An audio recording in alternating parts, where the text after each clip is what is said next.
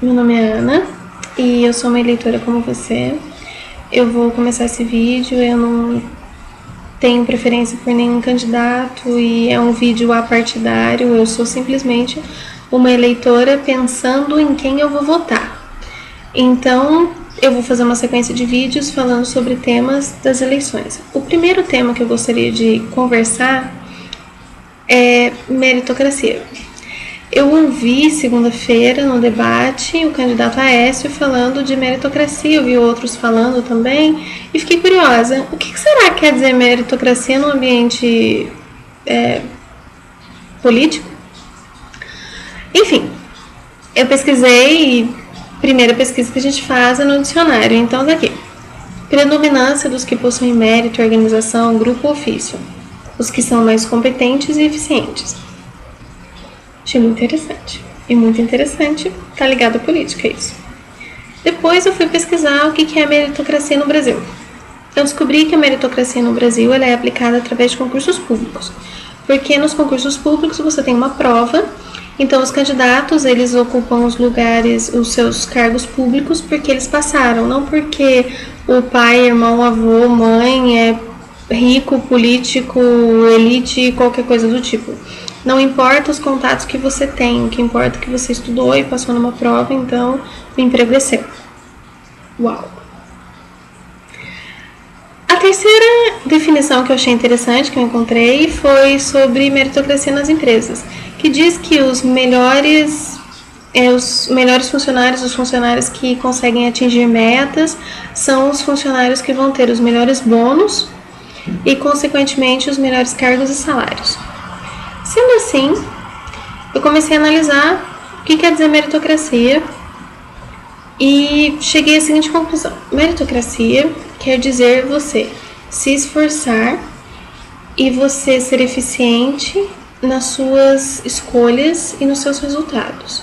Então, se você estuda, trabalha, se esforça e você obtém sucesso, então você não usou de contatos, você não utilizou dos seus amigos, dos seus familiares, você utilizou de si mesmo, você venceu.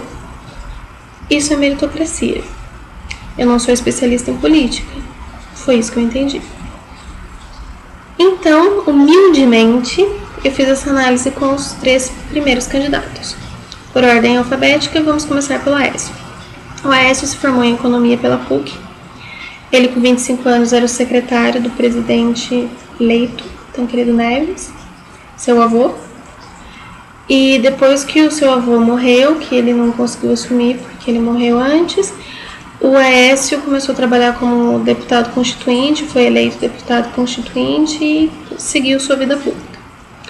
A Dilma, ela começou a ser militante com 16 anos, ela lutou contra a ditadura, ela nasceu em 47, ela se formou em economia numa universidade pública, ela trabalhou e depois que ela ajudou a fundar o PDT e depois que ela foi trabalhar na pasta de Minas e Energia, ela foi filiada ao PDT até 2001 e depois ela se filiou ao PT e ficou lá até então.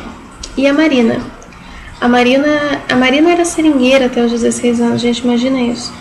Ela se formou no Mobral e depois ela fez História numa faculdade pública.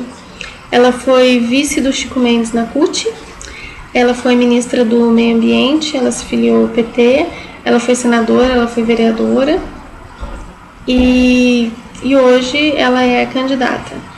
Então, dos nossos 3 candidatos, temos o primeiro candidato, nasceu numa família de políticos, estudou numa universidade particular, seguiu carreira política. Então a gente pode inferir que o Aécio já tinha contatos políticos, o primeiro cargo dele foi como secretário do presidente eleito, que era o seu avô. Então, na minha humilde opinião, o critério da meritocracia não vale, porque a gente tem nepotismo, a gente tem aristocracia, a gente tem outros critérios. Não dá. Não me parece que foi por competência, e sim por sobrenome.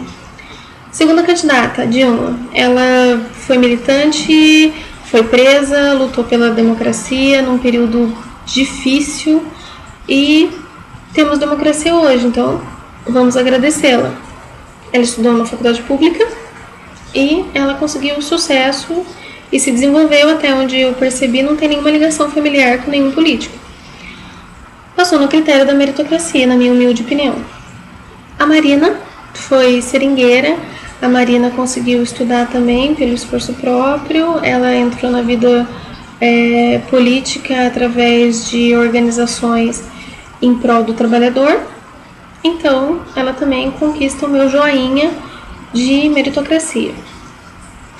Eu não consegui deixar de vincular essas pessoas ao período da ditadura e fiquei um pouco curiosa para voltar no tempo e descobrir como se deu a ditadura no Brasil.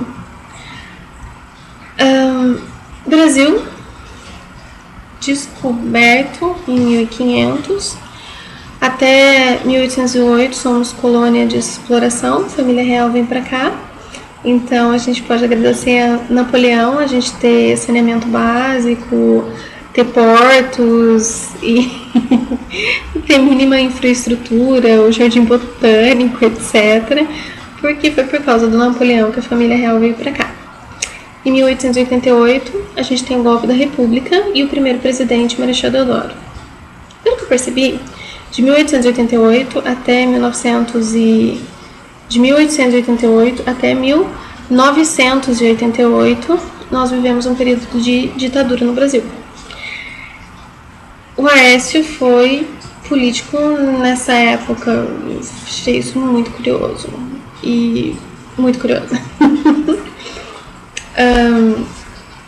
O que a gente tem? A gente tem um período na ditadura militar que você tem dificuldade de informação e você não tem muita clareza. Todo mundo que questionava, que queria saber, que queria alguma coisa, ia preso, ia torturado, sofria de alguma forma. Aí fica a minha pergunta para você. Hoje a gente vive num período democrático, algumas pessoas dizem que a gente está vivendo a ditadura. Eu gostaria muito de sugerir a essas pessoas que dizem isso que assistissem A Menina que Roubava Livros. Fala do dia a dia de uma família que vive no meio do nazismo. Aquilo é uma ditadura. Eu sugiro que as pessoas assistam Zuzu Angel. Aquilo é uma ditadura. Sendo assim, faça algumas perguntas para o seu candidato. Pergunte para o seu candidato onde ele estudou. Pergunta para o seu candidato filho de quem, neto de quem ele é. E se você acorda cedo para trabalhar, você se esforçou para estudar e você não teve tudo de mão beijada, não vota em alguém que teve tudo de mão beijada, uma pessoa que tem acordos e contratos. Vota em alguém que vai representar os seus interesses. Não dá para ser inocente na política. Não tem espaço para inocência na política.